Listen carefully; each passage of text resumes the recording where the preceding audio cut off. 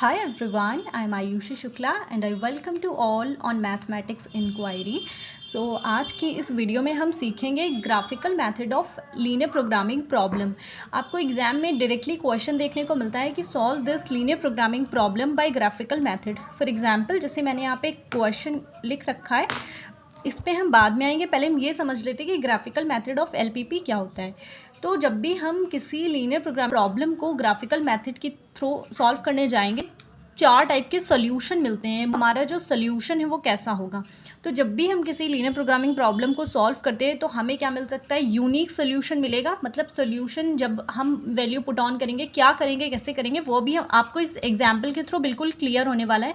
मैं आपको इन चारों पे बेस्ड क्वेश्चन सॉल्व करवाऊंगी कि आपको कब यूनिक सोल्यूशन मिलेगा, तो यूनिक सोल्यूशन कैसा होता है, अनबाउंडेड सोल्यूशन होगा तो वो कैसा होगा, इन्फिनिटी सोल्यूशन कैसे होंगे और नो सोल्यूशन होंगे तो कैसे होंगे।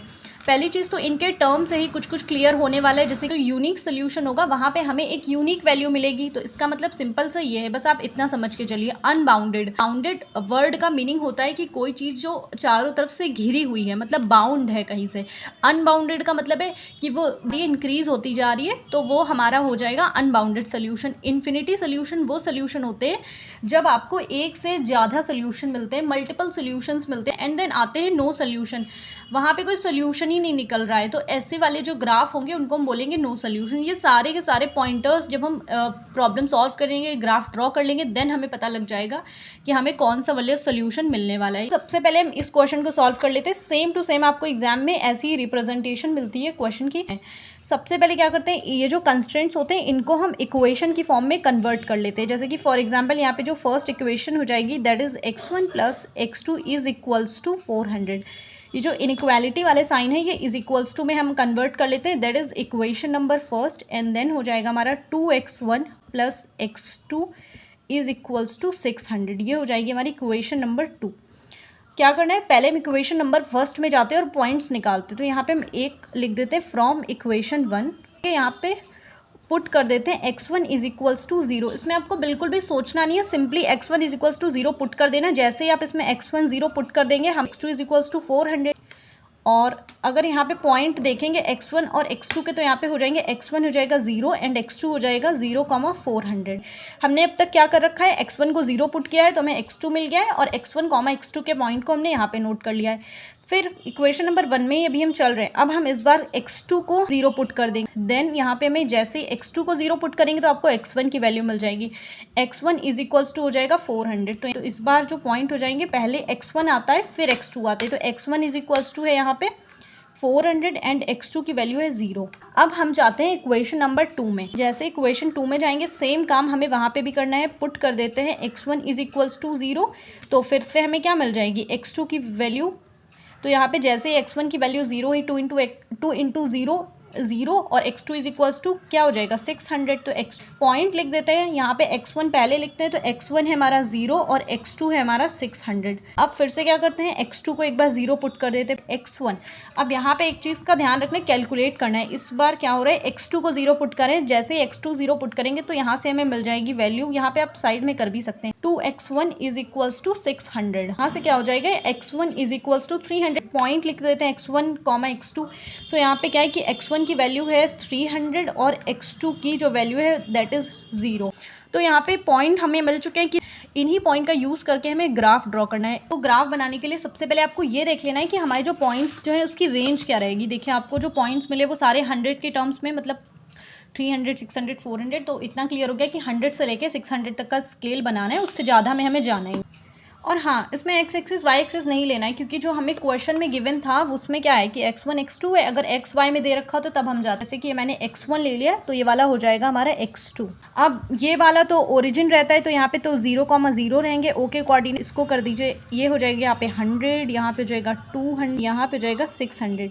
सिमिलरली यहाँ पे भी आपको सारे के सारे पॉइंट्स रिप्रेजेंट कर देने हैं। ये हमने अपना ग्राफ का रिप्रेजेंटेशन कर लिया। अब हमें क्या करना है, अपने पॉइंट्स को देख करके चलना है। पहले हम इक्वेशन नंबर 1 में जा रहे हैं, तो यहाँ पे चलते हैं। ये है हमारे x1 x2 x1 x2 x1 x2 x1 x2। Okay, बस हमें इन्हीं को ध्यान रखना है। अब आप इतना सब कुछ भूल जाइए।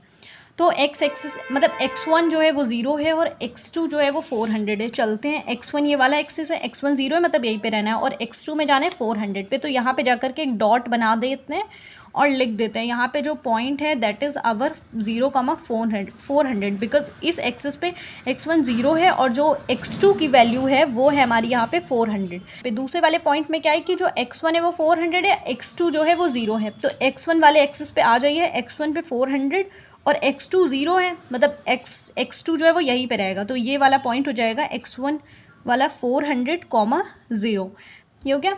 फिर से अब हम जाते हैं थर्ड वाले पे। यहाँ पे क्या है, x1 जो है वो 0 है और जो x2 है वो है 600। तो x1 मतलब फिर से 0 मतलब ओरिजिन, और x2 में जाना है 600 पे। तो यहाँ पे जाते हैं और यहाँ पे हो जाएगा 0,600। फिर से एक बार पॉइंट लास्ट में देख लेते हैं क्या बचा है। अब है x1 300 और x2 है 0। तो x1 एक्सिस पे लेना है 300, तो ये वाला पॉइंट हो जाएगा 300,0। अब क्या करना है, बस खाली इनको मैच करना है। किसको किससे मैच करना है, पहले जो हमने x1 वाले मैच कराए थे, मैंने एक मिस्टेक कर दिया, आप मत कीजिएगा, मैंने पहले सारे पॉइंट्स लिख दिए हैं। अब मुझे देखना पड़ेगा किसके थे, बट ये तो क्लियरली था, यहाँ से तो पता लग जाएगा। बट आप कीजिएगा जो पहले फ्रॉम इक्वेशन 1 से जो भी पॉइंट्स मिले उसको पहले ही मैच करा देना, फिर x2 वाले मिले उसको मैच करा देना। जैसे मैं भूल गई हूँ, ये वाली आप मत मिस्टेक कीजिएगा वरना एग्जाम में कन्फ्यूज़न हो जाएगा।